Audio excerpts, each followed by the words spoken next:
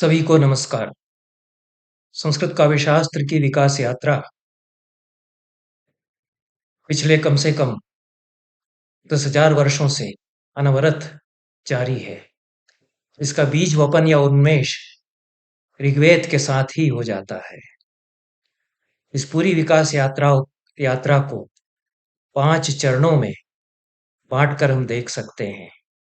प्रथम चरण उन्मेष काल है। यह ईसा से 10,000 वर्ष पूर्व से आरंभ करके 500 ईसा पूर्व तक विस्तारित है। 10,000 या इससे अधिक वर्ष का समय यह है। ऋग्वेद इससे भी पहले 10,000 वर्ष से भी पहले लिखा गया, रचा गया हो सकता है उसके मंत्र या सूक्त,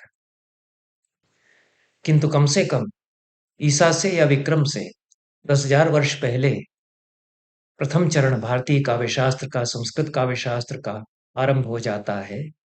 क्योंकि ऋग्वेद में कविता को लेकर, काव्य को लेकर के महत्वपूर्ण सूत्र ऋषियों ने दिए हैं।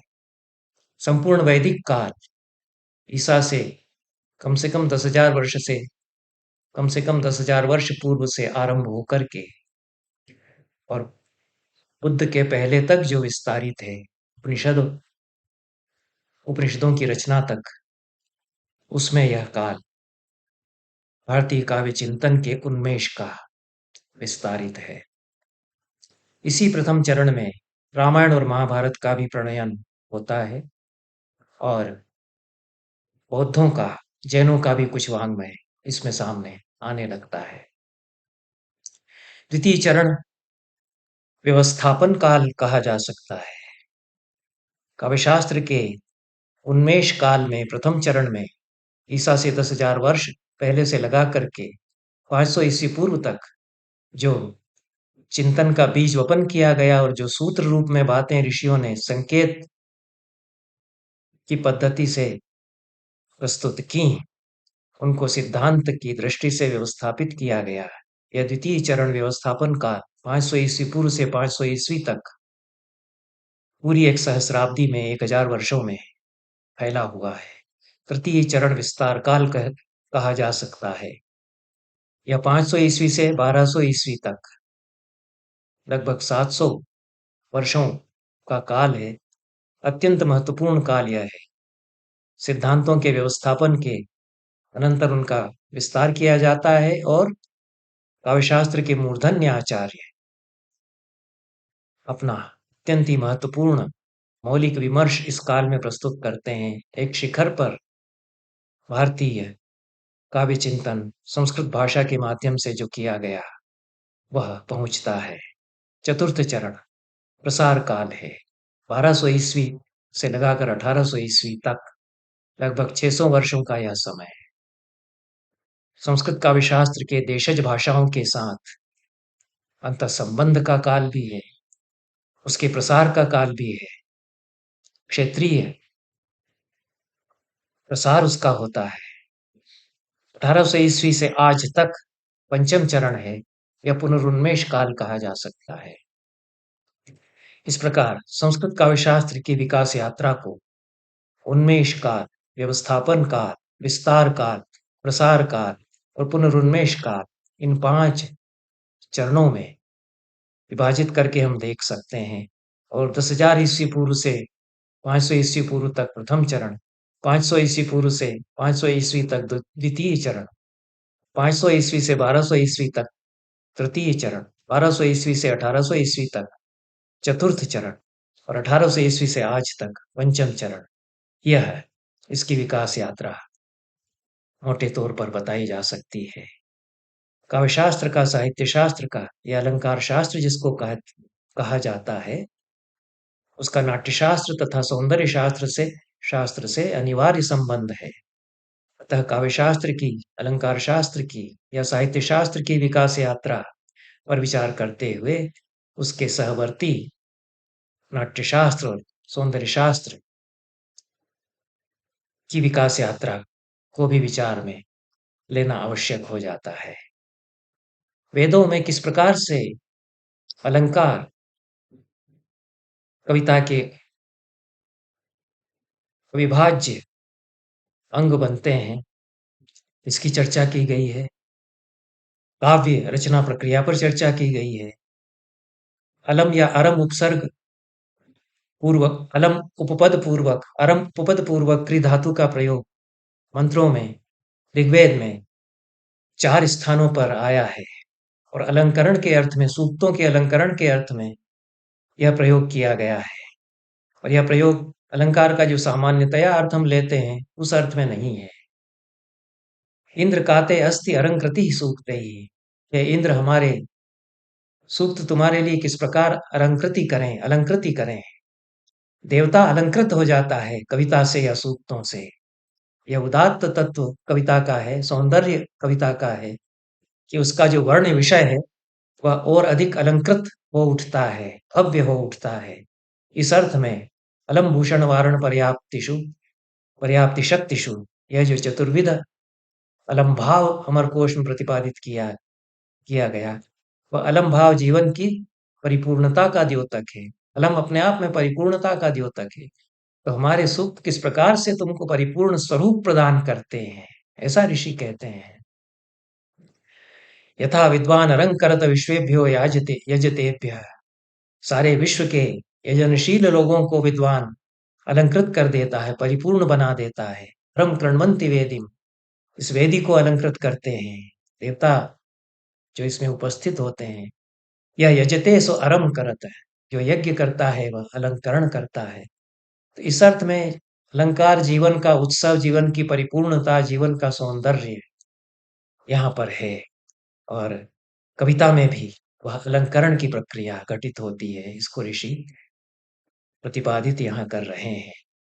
संपूर्ण विश्व को ही ऋषियों ने ईश्वर की कविता कहा। देवस्य पश्य काव्यम न ममार न जीर्यति, यह अथर्ववेद में कहा। हम कविता में जिसका वर्णन करते हैं उसको बहुत सुंदर परिपूर्ण बना देते हैं। सब आवृधे काव्य, स काव्य न ववृधे, यह ऋग्वेद में कहा गया है। जिस देवता का हम वर्णन करते हैं वो हमारे काव्य में आकर के वृद्धि को प्राप्त होता है। इंद्र ब्रह्म क्रियमाणा जुषस्व, याते शविष्ठ नव्या अकर्म, वस्त्रेण भद्रा सुकृता वसूयु, रथम न धीर स्वपा अतक्षम। हे शविष्ठ या बलवान इंद्र, हमने तेरे लिए जिन नए स्तोत्रों को बनाया है, याते शविष्ठ नव्या अकर्म, तत् ब्रह्म क्रियमाणा जुषस्व, उस ब्रह्म का, उस हमारे स्तोत्र का, ब्रह्म का या उस स्तोत्र का जो हमने बनाया और जो आगे हम बनाएंगे, क्रियमाण है हमारे जो ब्रह्म या स्तोत्र, उनका तुम सेवन करो। जिस तरह बढ़ई उत्तम रथ को बनाता है, रथम न धीरः सुपा अतक्षम, उसी प्रकार उत्तम करने वाला, बुद्धिमान और धन को चाहने वाला मैं उत्तम वस्त्र के समान इस स्तोत्र को बुनता हूँ, बनाता हूँ। वस्त्रेण भद्रा सुकृता वसूयु, धन की चाह करने वाला मैं इस स्तोत्र को उसी प्रकार बुनता हूँ, बनाता हूँ, जैसे कि कोई जुलाहा उत्तम वस्त्र को बनाता है, जिस प्रकार कोई बढ़ई कारीगर अपनी कलाकृति को या रथ को बनाता है। मंत्र साक्षात्कार उनका होता है, विस्फुरित होते हैं, दिखाई पड़ते हैं, लेकिन उनको फिर तराशा जाता है, उनको व्यवस्थित किया जाता है।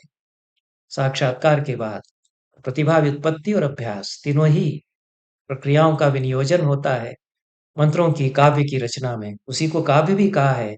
काव्य शब्द का भी प्रयोग बार बार ऋग्वेद में इसीलिए आता है।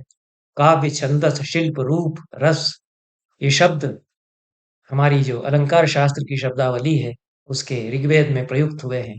पेशस, चारु, चित्र, श्री, शोभा, इनके विशेषण के रूप में बार बार आते हैं। ये सब सौंदर्यवाचक शब्द हैं और शिल्प को केंद्र में रख करके सौंदर्य शास्त्र की एक सर्वांगीण अवधारणा यहाँ पर निर्मित होती है। इस पूरी पृष्ठभूमि में वैदिक ऋषियों में ऐत्रेय महीदास एक बहुत बड़े कला शास्त्री, सौंदर्य शास्त्री के रूप में हमारे सामने ऐत्रेय ब्राह्मण में आते हैं। ऐत्रेय ब्राह्मण ऋग्वेद का ब्राह्मण है, वेद है। ऐत्रेय महीदास वैदिक ऋषि हैं और वे शिल्प पर विचार करते हैं। शिल्प कैसे निर्मित होते हैं इस पर विचार करते हैं। अनुकृति की प्रक्रिया प्रतिपादित करते हैं। अनुकृति वहां नकल करने के अर्थ में नहीं है, इमिटेशन के अर्थ में नहीं है, माइमेसिस के अर्थ में नहीं है। ऐतरेय कहते हैं कि दो प्रकार के शिल्प हैं, देवशिल्प और मानुष शिल्प। अथर्ववेद में जो कहा कि समस्त सृष्टि ही ईश्वर की कविता है, तो ये सारा संसार ईश्वर का शिल्प है। शिल्प यहाँ क्राफ्ट के अर्थ में नहीं, बहुत बृहत्तर अर्थ में है। प्रजापति सृष्टा अपने आनंद में भरकर जो कुछ रचता है संसार को, वही उसका शिल्प है। और उस देव शिल्प को अनुकृति करता है, उस देव शिल्प की अनुकृति करता है कोई कलाकार या कोई कवि, छंदस में, शिल्पों में, अपने खिलौनों में, कलाकृतियों में, तो वह मानुष शिल्प हो जाता है। तो एतेषाम देव शिल्पानाम अनुकृति ही शिल्पम अधिगम्यते। हस्ती कंसो वासो हिरण्यम अश्वतरी रथ, ये जो कुछ भी कारीगर बनाता है, खिलौने काठ के, हस्ती बनाता है, कंस बनाता है, कोई पात्र बनाता है धातु से, सोने के कुछ सुंदर कलाकृतियां बनाता है सोने की, तो ये सब देव शिल्प की अनुकृति है। तो अनुकृति से वहां फोटोकॉपी नहीं है, उसकी हूबहू वैसी की वैसी प्रस्तुति नहीं है, अनुपश्चात करणम है। उसको नए रूप में ही वह रचता है, फिर से रचता है, और ईश्वर की रचना को फिर से रच करके ईश्वर की भूमिका पर वह प्रतिष्ठित हो जाता है। तब वह अपने आप को संस्कारित कर लेता है उस कला के निर्माण के द्वारा। तो आत्म संस्कृतिर्भाव शिल्पानि, ऐतरेय ब्राह्मण में ही ऐतरेय महिदास फिर कहते हैं कि जितने भी शिल्प हैं वह भीतर चित्त को संस्कारित करते हैं। वह छंदोमय जितना है वह सब भी शिल्प ही है, जितने छंदस हैं वे भी शिल्प हैं, यह वे कहते हैं। इनके द्वारा यजमान अपने आप को संस्कारित करता है। पूरी सृष्टि प्रक्रिया का रूपक जो ऐतरेय महिदास प्रस्तुत करते हैं, उसके द्वारा वे कला सर्जना की प्रक्रिया को भी इंगित करते हैं। प्रजापति ने तप किया और तपस के द्वारा, प्रजापति ने तपस किया, तपह किया, और तपस के द्वारा उन्होंने वाक की प्राप्ति की, और वाक से समस्त संसार को, भुवन को उन्होंने रचा। तो वागेव विश्वा भुवनानि जज्ञे, ऐसा वेद के ऋषि कहते हैं। इस वाक से, शब्द से संसार की सृष्टि हुई। ये पूरी परंपरा जो भर्तृहरि की है, और चत्वारि वाक् परिमिता पदानि तानि विदुर ब्राह्मणा ये मनीषिणा गुहा त्रीणिंगिता नेंगयंती तुरियम वाचो मनुष्या वदंती। ये जो कहा है, वाक के चार चरण हैं, और तीन चरण तो गुहा में हैं, निहित हैं, भीतर निहित हैं। चौथा जो बोला जाता है वैखरी रूप, उसका जगत में व्यवहार होता है। तो वाक जो अभ्यंतरहित स्वरूप है वाक का, चेतना में, संवित में, उसी से सृष्टि होती है, वही वाक ब्रह्म है, वही शब्द ब्रह्म है। तो पूरा भर्तृहरि का दर्शन ऋग्वेद में विश्रांत होता है, वही कविता के दर्शन को भी जन्म देता है।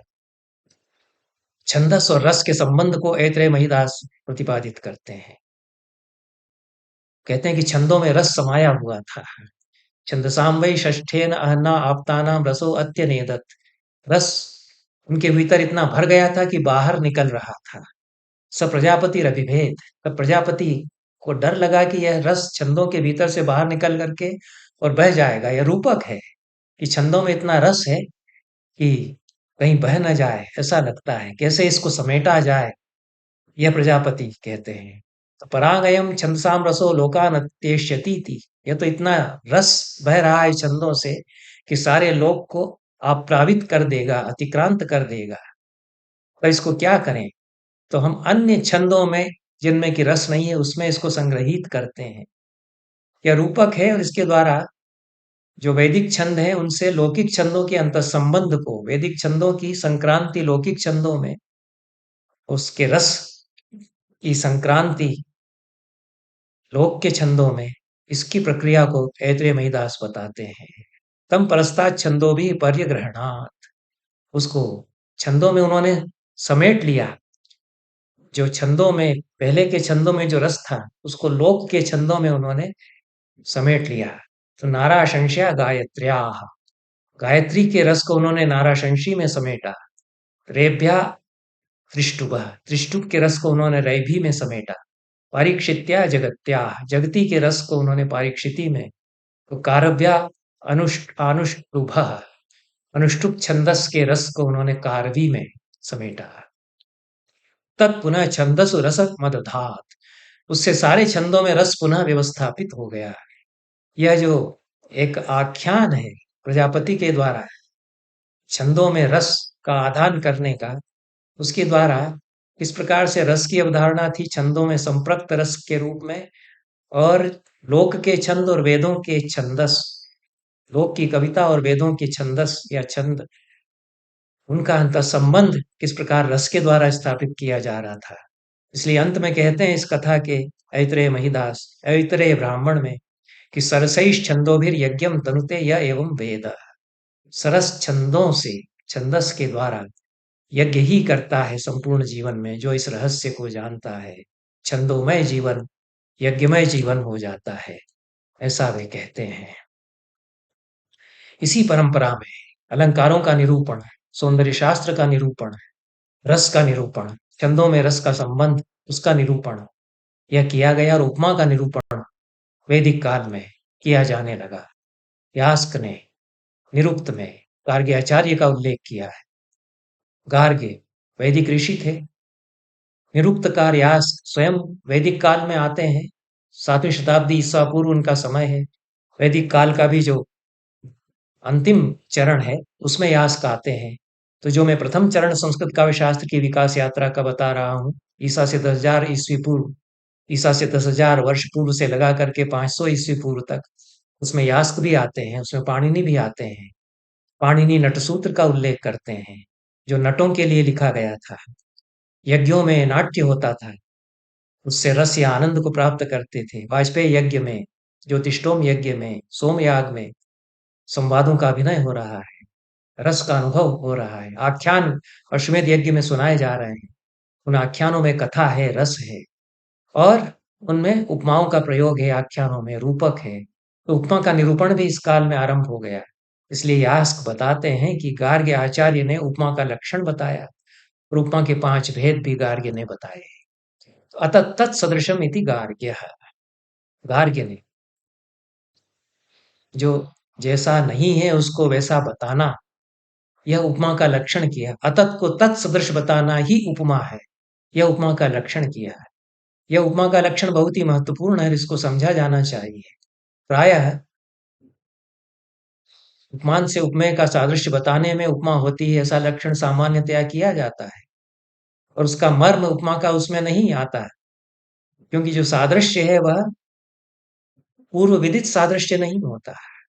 उसमें अतत को तत्सदृश स्थापित किया जाता है, उसमें उद्भावना की जाती है कि ये दो चीजें, ये दो वस्तुएं समान हैं, जिनकी समानता वस्तुतः लोक में नहीं होती। मुख चंद्रमा के समान वस्तुतः नहीं होता है। चंद्रमा कितना भिन्न है, विज्ञान की दृष्टि से चंद्रमा बहुत अलग है। मुख से उसका सादृश्य कैसे माना जा सकता है? कमल पंखुड़ियों से बना हुआ जो निर्जीव कमल है, उसका सुंदरी के मुख से सादृश्य कैसे माना जा सकता है? तो किसी कवि ने जब सबसे पहले कहा कि, वाल्मीकि ने यदि कहा कि सीता का मुख चंद्रमा के सदृश है या कमल के सदृश है, तो उपमा वहां पर हुई, क्योंकि विदित सादृश्य नहीं था। किसी ने कल्पना ही नहीं की थी कि किसी रमणी के सुंदर मुख की उपमा, समानता चंद्रमा से या कमल से बताई जा सकेगी। कवि ने जब कह दिया तो लोगों को प्रतीत हुआ कि हाँ, यह तो समानता कुछ लगती है। कवि की प्रतिभा में यह झलका कि इसमें जो कांतिमत्व है, इसमें जो सौंदर्य की आभा झलकती है, वह सुंदरी के मुख से उसकी उपमा हो सकती है। तो उसने यह बताया, तब माना गया। अब कोई अपनी कविता में आज प्रयोग करे कि किसी नायिका से कोई कहे कि तुम्हारा मुख तो कमल के समान है, तो ये कविता की उपमा नहीं होगी, क्योंकि आचार्य बताते हैं कि उपमा में सदैव सादृश्य उद्भावित होता है। जो स्थापित सादृश्य है, यथा मुद्गस तथा मुद्गपर्णी, यथा रासभस तथा अश्व,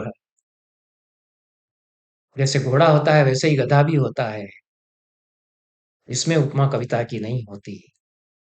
जो सर्वथा चमत्कार पूर्ण अपूर्व तत्व जिसमें से निकले वही वही उपमा होती है। इसलिए गार्ग्य ने कहा कि अतत तत्सदृशम, जो जैसा नहीं है उसको वैसा बता देने में, अपनी कल्पना के चमत्कार से स्थापित कर देने में उपमा है। 5 भेद उन्होंने उपमा के बताए गार्ग्य ने। गार्ग्य वैदिक ऋषि हैं, यास्क से जो 700 ईस्वी पूर्व में हुए, उनसे काफी पहले वे हो चुके होंगे।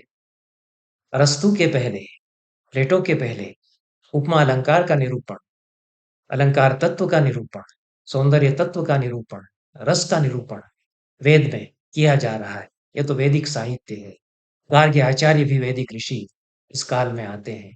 जायसा कनीयांसम उपमिमीते, बड़े को किसी छोटे से उपमा देता है। तनीय सा जायांसम उपमिमीते, छोटे को बड़े से उपमा देता है। अधिक गुणवान को कम गुणवान से उपमा देता है, या कम गुणवान को अधिक गुणवान से उपमा देता है। जायसा जायांसम कनीयसा कनीयांसम उपमिमीते, बराबर के बराबर से बराबर को बराबर वाले से उपमा देता है, छोटे को छोटे से उपमा देता है। इस प्रकार से उन्होंने भेद बताए।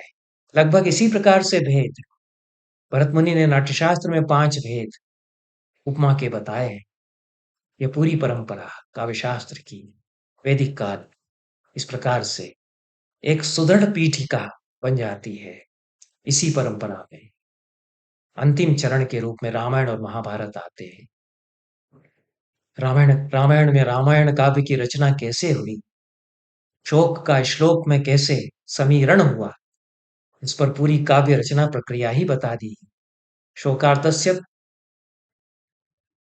किमिदम शोकार्तेन किमिदम व्याहृतम मया, शोक से आर्त होकर के मैंने यह क्या कह दिया, मेरे मुख से कैसे यह श्लोक निकल पड़ा, इस पर विचार करते हैं।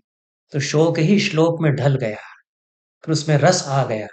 तो रसई श्रृंगार करुणा रौद्र वीर भयानक वीरादि भी रसेर युक्तम काव्य में तदगायताम, यह वाल्मीकि रामायण में रसों के नाम गिनाते हुए कहा गया। तदुपगत संधि समास योगम, संधि और समास से युक्त सुंदर भाषा में लिखा गया वह काव्य जिसमें कि श्रृंगार करुण रौद्र वीर भयानक आदि रस थे, वह वाल्मीकि का लिखा हुआ काव्य गाया जा रहा था। ऐसा वर्णन वाल्मीकि रामायण में ही आया। तो यह वैदिक काल के अंतिम चरण में आकर के जो इतिहास काव्य लिखे जा रहे थे, यह जातीय परंपरा थी। गाथा है, नाराशंसी है, ये लोक काव्य भी वैदिक मंत्र काव्य के समानांतर चल रहे हैं। तभी तो ऐतरेय महिदास बता रहे हैं कि जो वेद के छंदों में रस था वह लोक के छंदों में रस आ गया। वह रैभी, कारवी, पारीक्षिति, ये जो छंद गिना रहे हैं वो लोक के छंद है। रैभी गाथा है, गाथा भी लोक का एक छंद है। ये लोक में गाए जाने वाले छंद हैं। तो वैदिक मंत्र काव्य के समानांतर लोक में एक काव्य है जो गाथाएं गाई जा रही हैं। ऋग्वेद तो स्वयं बताता है कि जो वैदिक ऋषि हैं उन्हीं में गाथाकार भी हैं, वो गाथाएं भी लिखते हैं, वो नाराशंसी भी लिखते हैं। तो नाराशंसी लोक काव्य है। तो वैदिक काव्य के समानांतर लोक काव्य चला आ रहा है और उसमें रस है। जो वेद के मंत्रों में रस है, वह लोक के मंत्रों में भी, लोक के छंदों में भी वह रस जाता है। यह प्रक्रिया तो ऐतरेय महिदास बताते ही हैं कि लोक काव्य की परंपरा में गाथा और नाराशंसी की परंपरा में आख्यान सुनाए जा रहे हैं। अश्वमेध यज्ञ में 360 दिन 10 चक्र आख्यान के किए जा रहे हैं। उस आख्यान की परंपरा के साथ उसमें रस आता है। ये इतिहास काव्य हमारे आख्यान को प्रस्तुत करते हैं, इनमें रस है, इस पर विचार किया जा रहा है। महाभारत में अलंकृतम शुभै शब्दैः समैर् दिव्य मानुषैः छंदो वृत्तैश्च विविधैः, छंदों की अवधारणा, अलंकार की अवधारणा, तो सब कवि समय की अवधारणा, यह महाभारत में कविता क्या है इसका स्वरूप भी बताया गया है। इस प्रकार से यह प्रथम चरण है। ईसा के 1000 साल पहले कम से कम आरंभ होता है, 500 ईस्वी पूर्व तक यह चलता है। भारतीय काव्य शास्त्र का और संस्कृत काव्य शास्त्र का यह प्रथम चरण, इस पर मैंने बात की। अन्य भाषाओं में भी काव्य शास्त्र की परंपरा है और प्राचीन परंपरा है। तमिल में काव्य शास्त्र की बड़ी समृद्ध और प्राचीन परंपरा है। कन्नड़ भाषा में भी काव्य शास्त्र की समृद्ध परंपरा है। इसलिए भारतीय काव्य शास्त्र जब हम संस्कृत काव्य शास्त्र के लिए कहते हैं तो उपलक्षण से कह देते हैं। वास्तव में ऐसी बात नहीं है कि संस्कृत काव्य शास्त्र पूरे भारतीय काव्य शास्त्र का वाचक सचमुच में हो जाए, हो सकता है, ऐसा नहीं माना जाना चाहिए। लेकिन प्राधान्यन व्यपदेशा भवन्ति, इस न्याय से कहीं कहीं मेरे मुंह से भारतीय काव्य शास्त्र निकल जाता है संस्कृत काव्य शास्त्र के स्थान पर। वह उपलक्षण से माना जाना चाहिए, लाक्षणिक प्रयोग माना जाना चाहिए। तो उस संस्कृत काव्य शास्त्र की भारतीय काव्य शास्त्र का जो एक प्रधान अंग है, उसके प्रथम चरण की चर्चा हमने यहाँ तक की है। द्वितीय द्वितीय चरण की चर्चा फिर करेंगे। बहुत-बहुत धन्यवाद।